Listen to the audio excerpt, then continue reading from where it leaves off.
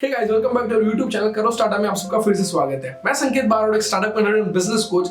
आज आप सबके लिए लेकर आया हूं स्टोरी एक ऐसा मीडियम है जिसके जरिए हम बहुत ही इजीली काफी सारी चीजें सीख सकते हैं। और आज की स्टोरी है 7 भाइयों पे कि किस तरीके से 7 भाइयों ने अपनी एंटरप्रेन्योरशिप की जर्नी की शुरुआत की, किस तरीके से उन्होंने अपने बिजनेस को शुरू किया, किस तरीके से आइडिया के बारे में सोचा और किस तरीके से अपने बिजनेस को सक्सेसफुल बनाया, कहाँ पे फेल हुए।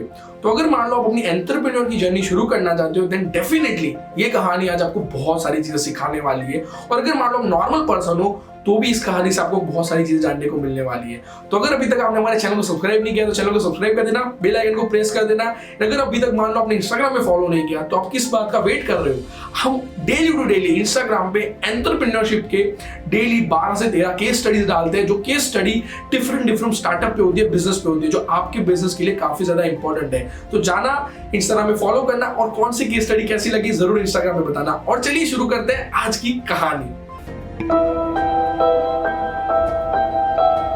ये कहानी कुछ साल पहले की, जिस टाइम पे कोई पाइपलाइन सिस्टम नहीं होती थी। पहले के जमाने में ऐसा होता था कि मान लो अगर आपको पानी चाहिए तो जहां कहीं भी दूर नदी बह रही है उस नदी में जाना पड़ता था, पानी लेना पड़ता था और गांव में लेकर आना पड़ता था।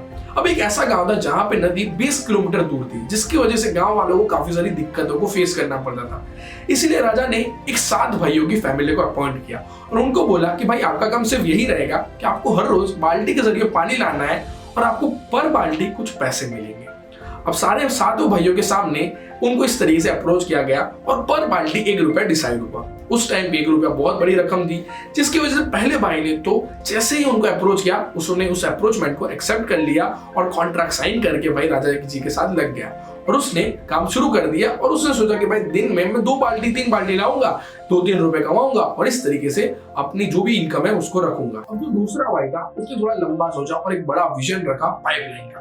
और उसने क्या किया कि भाई मैं क्या करूंगा कि पाइपलाइन की सुविधा गांव के अंदर लेकर आऊंगा और उसके बाद पूरी जिंदगी पैसे कमाऊंगा। उसने बड़ी चीज सोच भी ली और उस पर स्टार्ट किया काम करना। उसने प्लानिंग करता रहा। 1 महीना चला गया, 2 महीना चला गया, 3 महीना चला गया, लेकिन वो सोच ही नहीं पा रहा कि कहां से शुरू करूं, कहां पे खत्म करूं। उसका विजन इतना बड़ा था कि उसने अपने गोल्स को ही नहीं समझ पाया। गोल्स को डिवाइड करना चाहिए, वो डिवाइड ही नहीं कर पाया, जिसकी वजह से 6 से 7 महीने चले गए, लेकिन वो अपना प्लानिंग के अंदर ही रह गया और उसको अपना बिजनेस या फिर कह सकते हो स्टार्टअप शुरू ही नहीं कर पाया। जिसकी वजह से एंड ऑफ द ईयर वो भी भाई पहले भाई की तरह लग गया और बाल्टी से पानी लाने लगा। तीसरे भाई ने क्या सोचा कि भाई इसने गलतियां क्या की वो देखा और तीसरे भाई ने प्लानिंग किया और एक एक्शनेबल प्लान बनाया, गोल्स को छोटे छोटे पार्ट्स में डिवाइड किया और काम करना शुरू किया। उसने पैसे लगाए और फिर काम करने शुरू किया।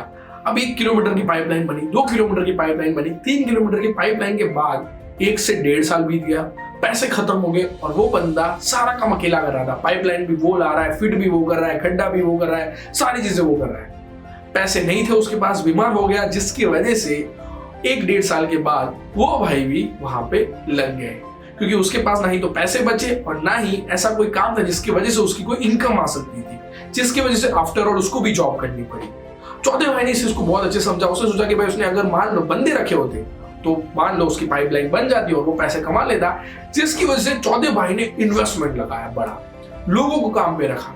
लेकिन वहां पे क्या हुआ कि वो पाइप की क्वालिटी कौन सी रखनी है, कहां पे पाइप को मोड़ना है, किस तरीके से वर्क फ्लोर को मैनेज किया जा सकता है, किस तरीके से रिस्क मैनेजमेंट होता है, किस तरीके से मनी मैनेजमेंट होता है, कुछ भी उसने नहीं समझा और काम शुरू कर दिया।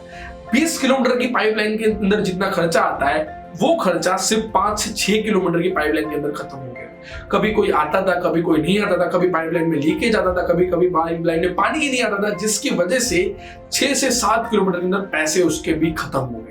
उसने फिर भी थोड़े और पैसे उधार लेके लगाए, 10 किलोमीटर के बाद सारे पैसे खत्म हो गए और अब मान लो उसको कोई उधार लेने जाता था तो उधार भी नहीं देता था, जिसकी वजह से चौथा भाई का भी प्रोजेक्ट फेल हुआ। आफ्टर ऑल उसने भी प्रोजेक्ट वहां पे अधूरा छोड़ के जॉब शुरू कर दी। 5वें भाई की बारी आई। 5वें भाई ने इस चीज को समझा और उसने डिसाइड किया कि मैं सबसे पहले इसका एक प्रोटोटाइप बनाऊंगा। उसने बहुत ही जबरदस्त प्रोटोटाइप डिजाइन किया कि भाई इस तरीके से पानी यहाँ पे आएगा, यहाँ से यहाँ जाएगा, यहाँ से यहाँ जाएगा। और उसने ये प्रोटोटाइप सामने राजा के सामने रखा और राजा को ये अच्छा लगा। राजा ने भाई इन्वेस्टमेंट भी दे दिया, 5-6 लोगों के सामने और रखा, उन्होंने भी इन्वेस्टमेंट दे दिया। लेकिन 5वें भाई ने गलती क्या की कि सारा प्रोजेक्ट बना दिया, सारी चीजें हो गई, लेकिन पानी जो आना चाहिए वो पानी ही नहीं आ रहा है। और उसने सोचा भाई मैंने पाइपलाइन बना दी, सारी चीजें के लिए पानी क्यों नहीं आ रहा। अब आखिरकार उसने ज्यादा सोचा नहीं और आफ्टर ऑल उसको लगा कि आता ही नहीं होगा भाई, इस तरीके से पानी आना पॉसिबल नहीं है, और उसने क्या किया, पूरा प्रोजेक्ट बेच दिया छठे भाई को। अब जो छठा भाई था उसने क्या सोचा कि यार कुछ तो ऐसा होगा कि जिसके जरिए पानी आता है, तो उसने दूर दराज बहुत ज्यादा रिसर्च किया और एक इंजीनियर को अपॉइंट किया कि भाई तुम यहाँ पे आओ, इस प्रोजेक्ट को देखो और बताओ कि दिक्कत क्या है। तो उसने वहां पे 100 रुपए और इन्वेस्टमेंट लगाया, और उसके बाद उस इंजीनियर ने बताया कि भाई आपने जो पाइपलाइन का लेवल और पानी का लेवल सेम रखा है, जिसकी वजह से पानी का जो फोर्स आना चाहिए वो फोर्स ही नहीं आ रहा, जिसकी वजह से पानी गांव में नहीं आ रहा। इसीलिए आपको पाइपलाइन पानी की जो लेयर है उससे नीचे लेकर जानी पड़ेगी, जिसकी वजह से पानी का फोर्स बनेगा और पानी आएगा। छठे भाई ने ये चीज समझ ली भाई, और उसने आफ्टर ऑल पांचवें भाई के बाद छठे भाई ने सक्सेसफुली इस प्रोजेक्ट को कंप्लीट किया, और गांव के अंदर पहली बार पानी आया पाइपलाइन से। गांव के अंदर सब खुश हो गए और सब मजे कर रहे थे, भाई पानी आखिरकार आ गया। लेकिन वापस एक दिक्कत आई कि भाई जैसे ही अब एक कनेक्शन था, पूरा गांव पानी लेने के लिए आता था, अब पूरा गांव की इतनी बड़ी लाइन लगती थी जिसकी वजह से काफी लोगों को पानी ही नहीं मिलता था। 1 महीना गया, 2 महीना गया, लोग आखिरकार बोर हो गए, भाई इस तरीके से तो नहीं चलने वाले, जिसकी वजह से जो रेगुलर सिस्टम से जो पानी आता था वही वापस शुरू हो गई और लोग रेगुलर सिस्टम से ही पानी खरीदने लगे। अब जो छठा भाई था वो भी सोचा कि यार अब क्या होगा, पैसे तो आने वाले हैं नहीं, तो उसने भी पूरा प्रोजेक्ट हैंड ओवर कर दिया 7वें भाई को। अब ये 7वां भाई है ना, थोड़ा आपकी तरह था, उसने दिमाग से सोचा, चीजों को समझा, रिसर्च की, पूरी तरीके से उसके बारे में नॉलेज लिया, और सबसे इंपॉर्टेंट कस्टमर की नीड्स को समझा एंड एक रेवेन्यू मॉडल डिजाइन किया। और उसने सोचा कि यार एक कनेक्शन से कुछ नहीं होने वाला, इसीलिए उसने गांव के सामने एक अप्रोच रखा और उसने बोला कि भाई आप सब मुझे 50-50 रुपए पर फैमिली दो, मैं आपके घर तक पानी लेकर आऊंगा, और जब तक आप उस पानी का यूज करते हो आपको मुझे भाड़ा देना पड़ेगा हर महीने का सिर्फ और सिर्फ 2 से 3 रुपए। अब सब गांव वाले खुश हो गए कि भाई पहले तो बहुत महंगा पानी मिलता था, अगर मान लो घर तक पानी आएगा हमें कहीं लेने जाने की जरूरत नहीं, और 2 से 3 रुपए देने और एक ही बात 50 रुपए देने। तो गांव वालों ने उस बंदे की बात मान ली और 50 रुपए उसको दे दिए, और आखिरकार कॉन्ट्रैक्ट पे साइन करके सबने शुरू कर दिया। और वो 7वें भाई ने क्या किया, पाइपलाइन को डेवलप किया और एक स्केलेबल प्रोजेक्ट बनाया, और आखिरकार घर घर तक पानी लेकर आया। और उसके बाद जब तक वो लोग यूज करेंगे, डेफिनेटली पानी का यूज करने ही वाले हैं, तब तक लाइफ टाइम तक वो भाई अच्छा खासा पैसा कमाएगा। और आफ्टर उसने एक रेवेन्यू मॉडल को डिजाइन किया, मार्केट को अंदर समझा, कस्टमर की नीड को समझा, और आफ्टर ऑल अपने बिजनेस को, अपने प्रोजेक्ट को सक्सेसफुल बनाया। ये स्टोरी हमें ना हमारी लाइफ के अंदर काफी सारी चीजें सिखाती है। ये 7 भाइयों की जो जर्नी है ना, बहुत जबरदस्त है। सबसे पहले भाई की से सीखने को मिलता है कि भाई उसको रेगुलर जॉब ही करनी थी, तो उसने बहुत बड़ा सोचा ही नहीं, उसने रेगुलर जॉब शुरू कर दी। लेकिन रेगुलर जॉब का नेगेटिव पॉइंट ये है, जब तक काम करोगे तब तक पैसा आएगा, जिस दिन काम बंद पैसा बंद। मान लो पहला भाई एक दिन छुट्टी मारता है, तो दिक्कत क्या होगी, राजा पैसे नहीं देंगे पर बाल्टी पे पानी मिलेगा। मान लो बीमार हो गया, शादी आ गई, तो उस दिन भी पैसे नहीं मिलेंगे। इसीलिए यहाँ पे शुरू होती है एंटरप्रेन्योर जर्नी दूसरे भाई से। दूसरे भाई ने विजन बड़ा रखा, भाई ये करना है वो करना है। आज के में लोग क्या करते हैं, कंपनी खोलते हैं, भाई कैनन की तरह बड़ा बनना है, मुझे रेमंड की तरह बड़ा बनना है, जियो की तरह बड़ा बनना है। डेफिनेटली ये विजन रखो, लेकिन सबसे पहले अपने गोल्स को छोटे छोटे पार्ट्स में डिवाइड करो कि भाई पहला स्टेप ये रहेगा, दूसरा स्टेप ये रहेगा, 1 साल के बाद हम यहाँ पे पहुंचेंगे, दूसरे साल के बाद यहाँ पे रोड मैप बनाओ, और उस रोड मैप के साथ साथ एक एक्शनेबल प्लान बनाओ, और आज से ही उस काम पे शुरू करो, क्योंकि प्लानिंग बनाने से कुछ नहीं होगा, उसको इंप्लीमेंट भी करना पड़ेगा। अब तीसरे भाई ने क्या किया, प्लानिंग तो बना दिया था भाई, बहुत अच्छी तरीके से काम करना भी शुरू कर दिया, लेकिन उसने क्या किया, इनकम सोर्स को कट कर दिया। आज के दिन में एंटरप्रेन्योर को क्या कहा जाता है कि भाई तुम अपने पैसे जहां से भी आ रहे हो उसको छोड़ दो, जॉब छोड़ दो और सिर्फ स्टार्टअप पे फोकस करो। मान लो स्टार्टअप से रेवेन्यू मॉडल नहीं हुआ, कोई जनरेट नहीं हुआ पैसा, तो आपका स्टार्टअप तो लॉस में जाएगा, प्रोजेक्ट भी खत्म हो जाएगा, और आफ्टर ऑल आपको जॉब ही करनी पड़ेगी। इसीलिए जब तक आपके पास एक अच्छा इन्वेस्टमेंट करना नहीं हो जाता, तब तक अपनी जॉब भी रखो और साथ साथ में स्टार्टअप भी रखो, जिसकी वजह से स्टार्टअप में अगर इन्वेस्टमेंट चाहिए तो आप जॉब से पैसे लगा सकते हो। एंड जैसे ही स्टार्टअप थोड़ा बहुत रेवेन्यू जनरेट करता है, तब जॉब छोड़ के उस स्टार्टअप के जरिए अपने बिजनेस को स्केलेबल बनाओ। खुद ही सब मत करो। आज की डेट में क्या करते हैं भाई, सेलर भी खुद है, रिटेलर भी खुद है, होलसेलर भी खुद है, माल को बेचना भी है, उसको ऑनलाइन पे अपडेट करना है, उस पे एड्स भी लगानी, सारी चीज अकेले करते हैं। शुरुआत में अच्छा है, लेकिन मान लो पूरी जिंदगी आप अकेले ही करते रहोगे, तो आफ्टर ऑल एक दिन आपके पास पैसे भी खत्म हो जाएंगे, और आफ्टर ऑल आपको बिजनेस क्लोज करना पड़ेगा, जिसकी वजह से आपकी हालत हो जाएगी भाई तीसरे भाई की तरह। अब जो चौथा भाई था, चौथे भाई ने क्या किया, ना ही तो रिस्क मैनेजमेंट को समझा, ना ही मनी मैनेजमेंट को समझा, और ना ही बिजनेस के बारे में नॉलेज लिया।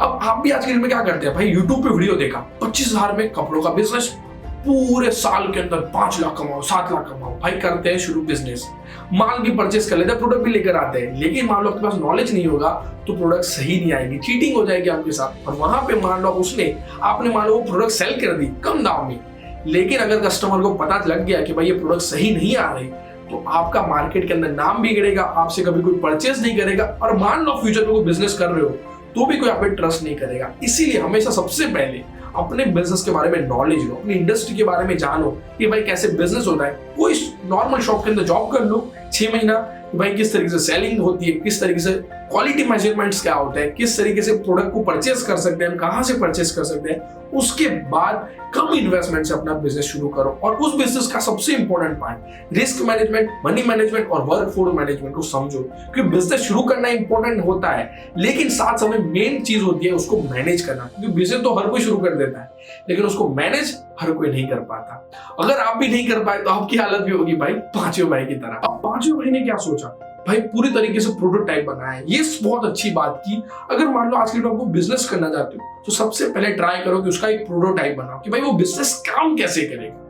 और इनफैक्ट आप उस प्रोटोटाइप के जरिए आपके घर वालों की से, या फिर आपके कोई बड़े अंकल हो गए, आंटी हो गए, अंकल के अलावा कोई भी ऐसे घर के अंदर एल्डर हो गए, उनको ये प्रोजेक्ट दिखा के आप उनके जरिए इनिशियल इन्वेस्टमेंट ले सकते हो। जैसे पांचवें भाई ने क्या किया कि राजा से और थोड़े बहुत 5-6 लोगों से इन्वेस्टमेंट लिया और उस बिजनेस पे काम शुरू किया।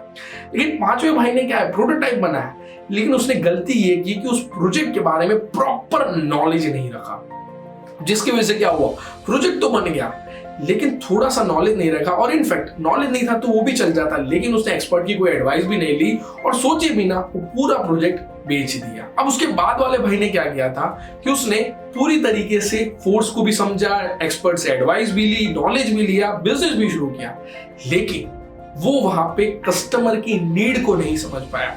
कोई भी बिजनेस के लिए सबसे इंपॉर्टेंट होती है कस्टमर की नीड।